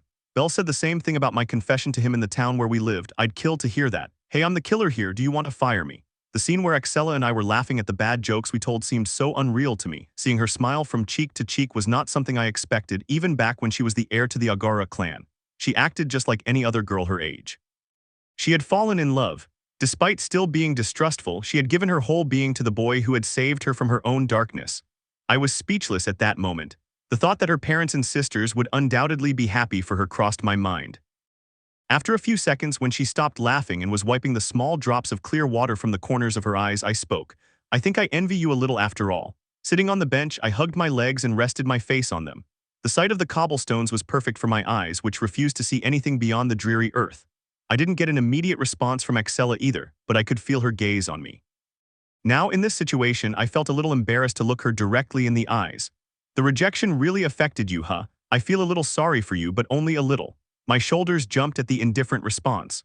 Quite apart from the irritation at his last words, I distinctly felt a slight burning sensation in my cheeks. "I wouldn't put it that way," I murmured. I thought about it for a bit. Actually, I did want revenge on Bell. Making him fall at my feet would be very gratifying for me, but I don't know what to think anymore. It's very confusing. I remembered his words, the way he declared that I would fall in love with him no matter what. As I was lost in those thoughts, a heavy, exasperated sigh sounded beside me. I immediately turned back to look at Excella. "Seriously, I just wanted to tease you a little and I ended up giving you advice. That was really bad of me. What are you taking about?" "Listen, Kaguya." My attempt to speak was thwarted by Excella. She fixed her eyes on mine and declared firmly, "I'm still against the stupid harem. In fact, I often have the idea of kidnapping Bell and taking him far away. But if there's one thing I know, it's that I accepted Bell's wish myself. That's why I have no choice but to endure it." I remained skeptical. Going from a kidnapping to an agreement she refused to accept, I remained silent, waiting to see what she would say. "What I mean is, don't get depressed about being rejected just once. It's normal for that to happen. Bell made it clear that he wouldn't get involved with a woman he didn't love, and that includes the love being reciprocated, you know." I nodded once without uttering a word or a groan. "Fine. You know perfectly well that this outcome was predictable. I warned you about wanting to use Bell, but you were such an idiot that you didn't listen to me. Being rejected was something you should have expected." "Will you continue to emphasize the part about being rejected?" "Heh, yes, I really wanted to hit her. This was supposed to be some kind of advice, but his words made me feel so pitiful. Seriously, what was happening to me? Had it affected me that much to see Belle's pained face when I mentioned my fake feelings for him? Wanting to know, I asked, "So what do you advise?" I felt it was very low of me to ask Axella for advice, but she was the only one who would give me a cold and honest answer. I couldn't count on Elise. She would say something about greatness and boast about herself while mentioning a peaceful Aurario. Ryu would say things like justice this, justice that. And Lyra, well, she was Lyra. I couldn't expect anything logical from her response. If I'm honest, I'd advise you to give up and leave Belle alone. But anyway, if Belle finds out, she'll probably be a little upset with me. Because of that, and because you're my best friend, I'll tell you. I no longer knew if she really wanted to help me or not. Her sudden changes of sides made me suspect that all of this was a game to her. However, despite her jokes and teasing, I noticed that she had become a little serious. She raised her right index finger, then declared, "I understand your pain, Kaguya. I was rejected by Belle many times in the past. I wasn't as direct as I am now, but I did try to make him understand my feelings for him." "Will you tell me about your feelings? I was hoping for some advice." "Shut up, I'm getting inspired." I heeded his words. I didn't have much to say at the moment, so it was normal for me to remain silent and listen to her boast about her relationship with Belle. Yes, I was cautious and gradually increased my boldness with methods to show him my love. But Belle was a complete idiot back then. He didn't even see me as a woman. I even had to ask his perverted grandfather for advice, which was completely useless. "You had a tough time, huh?" "Exactly, it was really difficult," she exclaimed dramatically. I sat on the bench listening to her story for an hour and a half. I didn't even know what was happening anymore, but I kept waiting for the advice she said she would give me. I heard about her workouts to increase the mass of her breasts, which for obvious visual reasons and the pair of mountains bouncing every time she moved, was successful. She also talked about her training to increase the size of her buttocks, which was also successful, and the treatments she did daily to this day to keep her skin perfectly moisturized. The way she cared for her hair, the way she spoke to him, the way she dropped hints, etc., etc., etc., I came to the conclusion that he just wanted to make me feel more pathetic than I already did. "So did you get my advice?" I refrained from answering him. I didn't want to say no, since she would probably think I was an idiot, but I also didn't want to say yes, because she would say something like, "Wow, you're not as much of an idiot as I thought." With Axella, nothing was certain. She was very unpredictable. "More or less," I replied. It was a way to avoid any kind of insult from him. Just when I was thinking that, more or less, what an idiot. I wanted to hit her. I wanted to see that face full of contempt for me covered in blows, exactly my own. But I held back my most genuine feelings and continued in silence listening to her. "Well, what can you do? Let me enlighten you, ignorant person." It was difficult to keep holding back. "Look, what I meant with my whole story is to stop overthinking it. In the end, what's meant to happen will happen. In this case, much to my dismay, you'll end up falling in love with Belle." "Falling in love, huh? That's pretty funny." I blurted out with mockery and indifference. It wasn't personal, but I really didn't see myself falling in love with anyone else. It was so absurd it was laughable. "Say what you want, remember that I thought the same as you, and look at me, almost unreal, right? Anyway, I'll leave the rest to you. I have to go home. Belle is waiting for me, and unlike you, I won't be turned away tonight." Damned. Bye. Sitting on the sidewalk in front of my headquarters, I watched as Axella stood up and walked home. She left me so casually, letting out one last taunt. I couldn't even say goodbye. It simply disappeared into the distance, swallowed by the shadows of the starry night. Silently, I stood up. I needed to go to headquarters and head straight to my room, to fall in love. During my walk down the hallways to my room, I muttered that word a couple of times. It was still unreal, but not impossible. Could Belle do it? My answer to that question would come with time. Chapter 7. Since then, almost 2 months have passed. I divided my time in a way that allowed me to be with Belle and the girls without affecting my responsibilities as an executive of the Astria family. Of course, it's not like I was the most responsible member of the family. I even told Elise that my presence was unnecessary. However, she said that as an executive I had a duty and blah blah blah, justice this, blah blah blah, justice that. Mostly I just lay down on my comfortable sofa while ignoring the monthly reports of income, missions, excursions, and other boring stuff. Yes, I was a very good vice captain. I opened the door and walked through the garden to the mailbox, where there was a letter stuck to a box decorated with purple decorations. It was a gift, another one in fact, silly. I left the headquarters and picked up the box. I quickly glanced at the label, and as I suspected, it was from Belle. For almost 2 months, not a day went by without me receiving a gift from him. Sometimes it was chocolates, pastries, clothes, stuffed animals, perfumes, necklaces, rings, among many other things. I had no idea if my room would be big enough to hold all the gifts. Why do I feel like Axella is going to say, "I told you so" again? I feel like I'm going to hit her out of reflex. As my cheeks began to flush, I remembered that psychopath's words, that I would inevitably fall in love with Belle. I can't deny it, but I can't accept it either. What doesn't charm have as a development skill? Nothing assures me that he didn't use it on me. I said that, but the rapid beating of my heart contradicted every argument that came out of my mouth. In the end, all I did was make excuse after excuse to avoid admitting that Kaguya had fallen into the clutches of that womanizing rabbit. What does he say this time? I went back the way I came, through the main garden and into the mansion. I quickly went upstairs and locked myself in my room. I left the gift box on the nightstand, then threw myself onto the bed with the letter in my hands. Will it be a poem or an invitation? Normally, I expected it to be a poem, which much to my chagrin I loved. I should never have told him about my fondness for poetry. However, there was the possibility it was an invitation to go out. Usually they went for evening walks, grabbed a coffee, or had dinner at an expensive restaurant. Honestly, Belle's seriousness surprised me. It's just a poem. It can't possibly be another quote. I felt my lips twist into a silly smile, but I was sure that was just my imagination. Little by little, I opened the envelope, carefully removing the folded sheet of paper inside. I unfolded the card. I started reading it. There was a greeting, a compliment, and another compliment. I felt my cheeks burning. I gradually moved on to the important part where she clearly asked for some of my time tonight. Apparently, he had reserved a table for an evening. I guess I can't refuse it. I closed one of my eyes, trying to look away. However, my other open eye returned to the paper and reread the letter. What the hell? I let out a sigh. For some reason, my chest started to feel really good, and I had the feeling that I couldn't wait for night to come. It's 8:00 a.m. Today would be a very long day. What should I wear? I liked my kimonos and yukatas, but it wouldn't be bad to wear a long dress with a high neckline. Will he ever like seeing me dressed like that? I could feel the blush spreading across my entire face. I hate this. I curse you, you stupid rabbit Don Juan. XXX. If I trusted the letter, Belle would arrive for me at 9:00 p.m., so in 10 minutes the doorbell at headquarters would ring. He's been punctual all this time, but I can't trust that Axela won't delay him this time. I squinted, looking out my bedroom window beyond the garden, waiting for the doorbell to ring. She had been like that for 15 minutes, completely dressed and ready.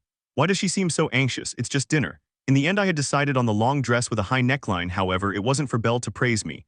I always received their compliments and I didn't dislike them, but little by little they lost that attractive strangeness.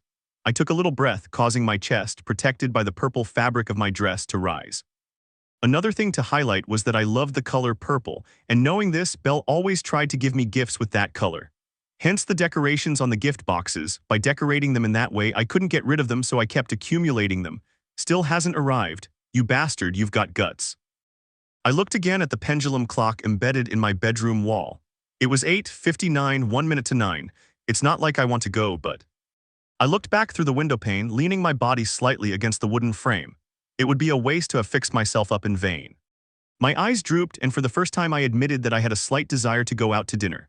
Of course, perhaps the compliments were becoming commonplace, but I still liked them. Ding-dong. As I let out a dejected sigh, the doorbell rang. My shoulders jerked and I quickly looked up. Beyond the front yard and the reinforced steel fence that served as a gate stood a boy with white hair. Arrive. I heard the sound of the pendulum marking one more minute, indicating 9:00 at night. My eyes focused on his distant figure. She wore a black suit which made her white hair stand out. Her red eyes, like precious rubies, were the icing on the cake. I admit it looks good, I murmured. I continued watching him for a couple of seconds, enough time for him to notice me and turn back to look at me. Without hesitation, he smiled gently at me. All I could do was look away with slight embarrassment, feeling my cheeks gradually turn red. I slowly turned around to look at him one more time, and he was still smiling at me in that way that only he could. Damn it, am I really in love? I had said it many times in the past since I met him, that I didn't mind being a member of his harem, since he certainly wasn't a bad catch. In fact, I doubted there was anyone better than Belle. Handsome, attentive, kind, charismatic, good-hearted, strong, idealistic, strangely mature at times, and the rarest thing to see in a person like him, occasionally cruel and ruthless. That's why I never refused to do anything she asked of me, even if it was something as absurd as a threesome or foursome where we were all Asian women. I bit my lips, trying to eliminate the warmth that flooded my chest. I never thought I'd fall in love. There were all kinds of pleasures, and I was not ignorant of their existence.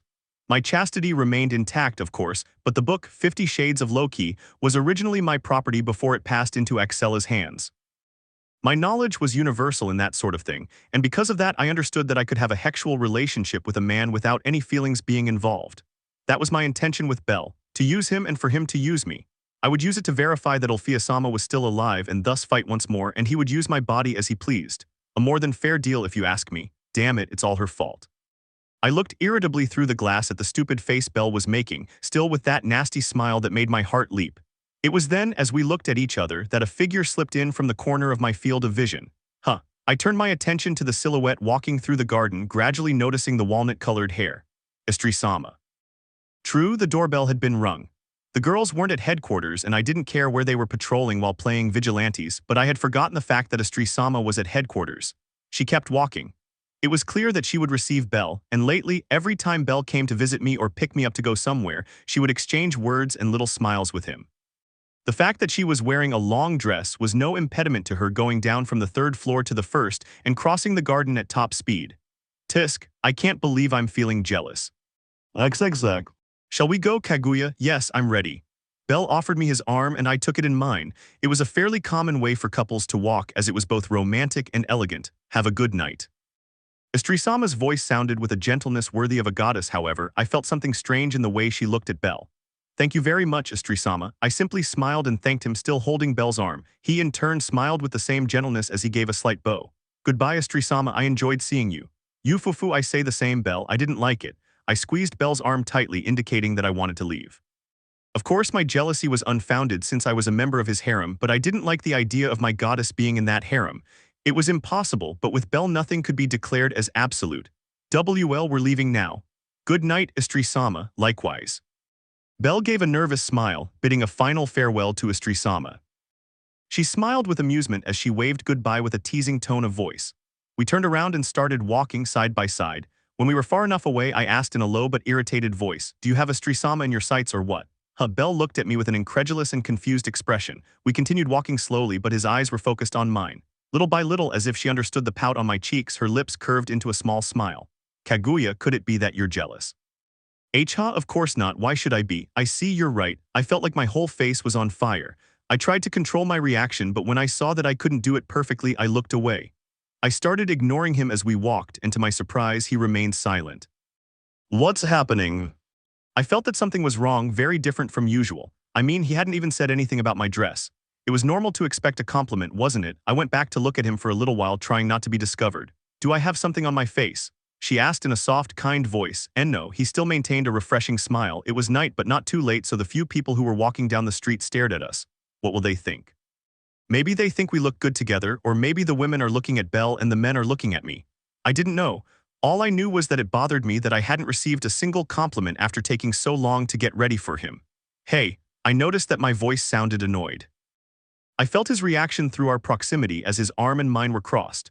Belle turned back to look at me, somewhat nervous. He may have even focused more on the gleam in my eyes and what they expressed than on my own voice. Why, yes, he was sensitive to glances and could understand what kind of emotions they conveyed. That's why I asked, "What do you think I want to do right now?" He smiled awkwardly at me, but I kept pressing him for an answer. We kept walking, and the few people who saw us noticed the heavy atmosphere around us. A little nervous, he replied, "I think hitting me right. You are definitely very assertive. May I ask the reason?" I stopped walking, causing him to stop as well. I sharpened my gaze even more. I was sure that my eyes were saying the words, "I'll kill you right now." Belle twitched, looking around in embarrassment, then turned back to look at me. Why was he looking at the other people? I didn't want to think he was embarrassed about making a scene in public. I don't have any other choice, I suppose. However, my expectations were exceeded. I was speechless, and my face was confused when I felt Belle's lips overlapping mine. He kissed me. No, he stole a kiss. Her lips, soft and warm, tangled with mine in what was a short and sweet first kiss for me. What? My mind went blank with the surprised gasps of the people around us in the background. When Belle broke the kiss, which I reflexively returned, he lightly bit my lower lip. He turned his face away, which was flushed. I stared at him in disbelief. You like me? I continued to stare at him in disbelief, unable to believe that he was doing this in full view of everyone else. There were few people there, but enough to spread the rumors so that the whole city would know about it tomorrow. Bellcranel and Kaguya Gojouno kiss in the middle of the street under the moonlight. I already imagined something like that. When I was finally able to react, I murmured my question. It was clear that I wanted a compliment on my dress and how I looked. I never mentioned anything about a sudden kiss. And it was just too embarrassing. I know I almost had sex with him in that rented room almost 2 months ago, but this was different. Very different. Kissing him in front of other people and doing it without warning was simply insane. especially considering that my feelings for Belle were now real. It wasn't what I expected, and I won't say I'm not satisfied, but it was still shocking. What do you mean, isn't this what you wanted? My chest was pounding and my cheeks were burning. With our eyes locked, I felt my eyes begin to water, or at least the surface became wet. Dinner's cancelled, I exclaimed, embarrassed and blushing noticeably. That. And Belle screamed in surprise. "Why, did I do something wrong? I'm sorry if I made a mistake, really." We broke our grip on each other's arms, then Belle began to act unsteadily, completely stunned by my sudden outburst. He apologized so many times I lost count, and people's attention became more and more focused on us. Bellcranel is rejected by Kaguya Gojouno. Yes, that was very likely to be the next big thing in town for the rest of the week. Demons. Follow me, what? I took Belle by the hand and used my upper level to drag him with me. We needed to get away from the people. We both ran down an alley, crossed to the next street, and kept running. We needed a private place where we could talk. XXX. I must say that coming to a love hotel wasn't my best idea, but it was good enough to give me the privacy I needed. "8, what are we doing here? Just come in." As I closed the door, I tossed Belle onto the bed like she was a feather. Despite being a woman, she was still a level 8. "Huh, you had to do something like that, you fool." I leaned back against the door, groaning while Belle bounced on the bed. My breathing was heavy and my cheeks burned. Because I was wearing a dress with a high neckline, my breasts were even more noticeable as they rose and fell with my irregular breathing. I wasn't tired, I was nervous and panicked. My heart wouldn't calm down and my cheeks remained flushed no matter how hard I tried to make them return to normal. Sorry, okay. "I didn't know kissing you would make you so angry." "That's not it, you idiot." I looked at him with embarrassment and walked towards him. Belle used his legs to back up on the bed, but I climbed on and crawled up to straddle him and prevent him from moving. I usually wore yukatas or kimonos, so moving around in a long dress was child's play for me. "Don't hit me, I won't do that." We stood in silence, looking at each other and breathing unevenly. I could feel Belle's eyes flick to my cleavage for a second, but I let it go. I understood it simply because this dress, while not showing skin, made them stand out. Among the girls in the harem, only Axella surpassed me in bust size. The others either matched me or didn't even come close. Why, yes, my cheeks were still burning and my heart was jumping like crazy. "Why did you kiss me? I thought you wouldn't until you made me fall in love with you." "Well, since you look so upset, I thought that would help." "I'm not Axella, you idiot. You can't control me with a kiss." "That wasn't my intention." My dress was long, but my legs were visible. Straddling Belle, the fabric had ridden up, revealing the skin of my thighs. I continued to look at Belle with anger and shame.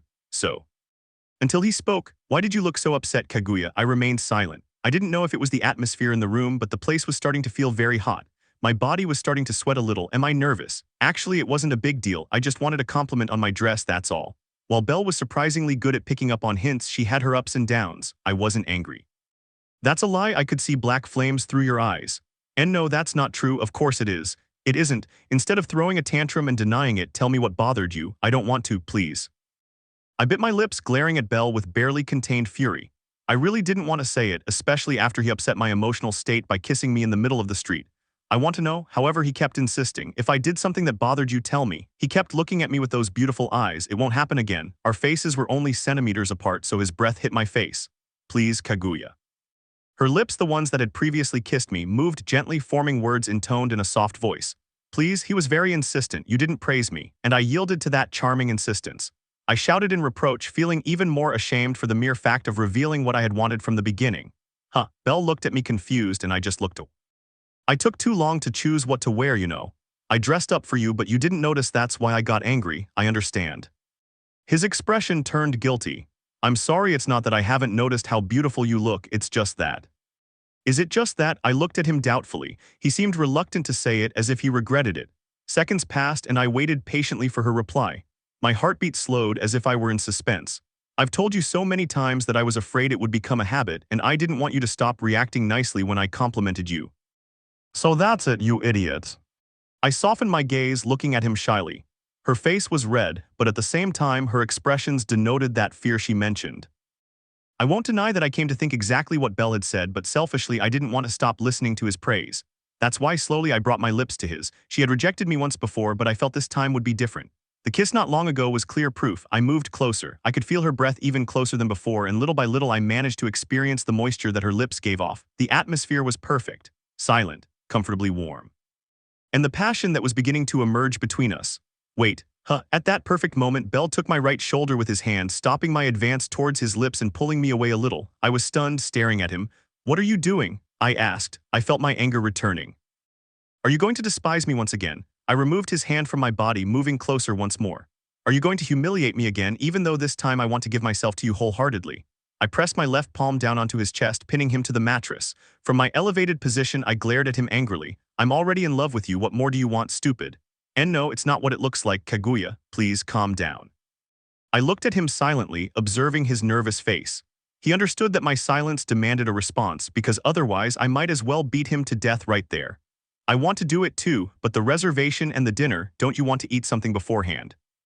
It's not that I wasn't thinking rationally or that I was in a hurry or anything like that, not at all. But seriously, Belle knew how to drive me crazy. To hell with the reservation and the dinner, I want to eat rabbit tonight, do you have a problem with that? None. I needed to relax after that, so I let my body fall onto Belle and used his chest as a pillow. Listening to his heartbeat calmed me down. Okay, since I don't want to do this while I'm angry, let's wait about 30 minutes. Be my pillow for now and hug me. It was clear I wasn't going to make the first move for the third time. I have my pride as a woman, so Belle would have no choice but to make the first move if he really wanted to be with me tonight. I can't wait 30 minutes, Kaguya. Huh. It was at that moment that my makeshift pillow pulled my body to the side and climbed on top of me. Huh, what are you doing? Isn't it obvious? Above me, using both arms to support himself on the mattress, he looked at me with desire. Even if I wasn't sensitive to looks, I could feel it. Belle wanted to take me right now, and he didn't seem like someone who would ask for my permission. I'm still angry, it won't feel good if we do it right now. No problem, I just need to make that anger disappear. Iaspehm. His lips sealed mine. I resisted clearly, but he didn't back down and continued kissing me. I could feel the moisture, warmth, and softness of her lips. Little by little I was giving in, and the puckering of my lips that refused to accept it gradually yielded to the softness of his. I felt his hands roam over my body, first my arms, moving down to my abdomen and up to my breasts. Without a hint of hesitation, he took them in his hands as if they belonged to him. NNGH. A shiver ran down my spine. Before I knew it, my lips had already yielded and gladly accepted the kiss. Such was my excitement that the kiss had gone from a normal one to a French kiss. Our saliva mingled, and I felt my body begin to get hotter and hotter. This is bad. Certainly she was no longer angry. All I could do was shudder as my gasps were muffled by Belle's lips. I was at his mercy, and the idea didn't bother me. While he was gently fondling my breasts and intertwining his tongue with mine, I was already at a point where if he dared to stop, I would hit him so hard that I would make him go through the concrete wall. The kiss lasted as long as we could make it last. I didn't count the minutes. I wasn't even in the right frame of mind. All I could think about was doing it with this persistent boy who stole my heart. Belle, I want to do it, hurry up. I told you I would make your anger disappear. Hee silly. I wrapped my arms around his neck and pulled him towards me, joining our lips once more. While we were in the act, slowly and at a controlled pace, I took off his suit, shirt, t-shirt, belt, pants, shoes, and socks. I had left him in just his boxers, all while continuing to kiss. It was incredible in a way what excited people could achieve when their desire was greater than the Tower of Babel. Wow, you're hiding something good under your clothes, Belle. That's my line, Kaguya. I stroked his abdomen, feeling the firmness of his muscles as he unzipped my dress and threw it into the corner of the room. I couldn't help but bite my lower lip when I saw what was hidden under his boxer shorts. It's very big, and it's already hard. Is that going to fit inside me? Before I knew it, I was already in my underwear. Haha, damn, I'm so horny. Are you ready? Go ahead, make me your woman's. The little clothing we had left flew through the air and fell onto the floor of the room, a room that was flooded by our moans and gasps. Chapter 8. Lately I've been losing sleep, dreaming about the things we could be. Our skin brushed against each other, our fragrances and scents mingling. I could feel the softness and firmness of Belle's muscles, and he felt the softness and firmness of my breasts and buttocks. We had a repeated exchange of hot, wet kisses. Occasionally I would move my lips to his neck and he would bring his to mine. From there we would once again trace our skin until we found our lips and kissed again. She was very excited. The gasps and moans that escaped from my lips sounded so lascivious that even I was surprised. I slowly began to lose my mind, letting myself be carried away by my deepest impulses. My mind could only think about all the information I gathered from that book that contained all the hex positions and practices that existed. Lemon skipped. That. Kaguya's soft, satisfied voice could be heard. She slowly slid her body down until she reached Belle's chest and rested her face against it. Incredible. Oh really? Belle was exhausted, his gaze lost in the rustic ceiling of the room. His expression indicated that he was going through a moment called a wise state. My legs are trembling, it's strange but pleasant. Ah, it seems you did enjoy it. What, don't use WLs? Belle looked away, a noticeable blush rising on her cheeks. He was embarrassed to feel Kaguya's flirtatious gaze on him, as well as admitting that it had felt incredibly good to be inside her. Yes, I enjoyed it. Even so, shame or not, I had to say it. He had shared a unique moment with Kaguya, and not answering her whimsical questions would result in chaos. Hee, I'm glad. Kaguya smiled with a childlike and beautiful joy, relieved to have given Belle a good experience. After all, women were very sensitive. Hey, can we go for another round? Huh, and at other times very daring. XXX. I must admit that I lost control a little, but only a little. After the second round, I asked for another and another. I got to the point where I lost count of how many times Belle came inside me. Even so, they couldn't blame me. I mean, having Belle inside me was simply beautiful. It was not merely unbridled lust, much less unjustified perversion. I could feel the love and desire in every thrust, caress, and kiss he gave me. The softness of his lips mingled with mine made me feel happy. It was the step located at the top, what followed simple carnal pleasure. In every sense of the word, I could proudly say that we had made love. My legs hurt. I feel dizzy. We were embracing while our naked bodies were protected by the white sheets. I rested my cheek on his muscular chest and he stroked my hair. It's already dawn, don't you think we went too far? He asked. Well, maybe, but I enjoyed every second. Sunlight streamed through the windowpane, whose curtains fluttered gently in the soft breezes that crept through the cracks in the wooden frame. This moment was unique for me, and I could feel my heartbeat intensifying. Feeling Belle's caresses gave me a strange inner peace, and I couldn't think of anything other than being with him right now. I'm sleepy, Belle. Is it okay if we sleep together? Heeding my feelings, I lifted my face and met his gaze. I tried to look as tender as possible to avoid a negative response to my question. He looked at me with slight surprise, then asked, "But didn't we only pay for 12 hours at the hotel? You also have to introduce yourself to Ryusen and Elisasen, right? You're the vice-captain after all." It was a very boring and inconvenient answer for me. I slowly puffed out my cheeks and muttered disdainfully, "We can pay for another 12 hours, and it's not like I want to hear the vigilantes' reports. Ah ha ha, if you say so." He looked cute when he smiled like that and scratched his white hair in embarrassment, however, that made me even angrier. "You sound like you don't want to sleep with me. Am I only good for hex to you?" It was cruel and unfair of me, but I didn't really care. If it helped me achieve my goal, I'd use any method. I felt emotions swirling on the surface of Belle's beautiful ruby-colored eyes. He looked at me for a few seconds in silence, which made me nervous, but I didn't hesitate and continued with my indignant act. "That's playing dirty, you know. Phew, phew, phew." I was acting childishly, I knew it, but whistling discreetly while looking away was all I could do in the face of Belle's sharp gaze. She looked hexy, but she also made me nervous. "Say no more, we'll sleep here." "Oh, really?" "Yes, besides, if I go to the mansion now, I'm sure I'll be interrogated and sexually exploited again. I don't have the energy for that right now." I smiled happily and nestled my face into his chest. He said that, but I could tell it was just an excuse to indulge my whim. He really was the ideal man. "Thanks, Belle, you're the best. If you're happy, I'm happy." I found peace once again. My emotions and feelings became a great stampede that swept away any unhappiness that came my way, all with the simple fact of feeling Belle's body heat and caresses. "I can hear your heartbeat," I murmured. "Oh really? How fast is it going?" "Very fast. You're excited to feel my bare breasts, aren't you?" "Maybe." I closed my eyes. My senses focused on the rhythmic drumming of his heart. That subtle, rapid sound calmed me and lulled me to sleep. I fell asleep momentarily but forced myself to wake up. "Belle, yeah, I love you so much, so very much. I love you with all my heart." I lifted my face. I slowly brought my lips to hers while our eyes were locked. "Do you love me too?" I could feel the reflection of his feelings on the surface of his beautiful ruby-red eyes, and I was sure that he understood mine. "I love you too, Kaguya." I smiled foolishly like a love-struck maiden would. "Oh really?" I got closer and closer. The limit was surpassed when I could feel Belle's soft, warm breath hitting my face, very seriously. He caressed my cheek with one of his hands and my naked body with the other, giving me a longing look.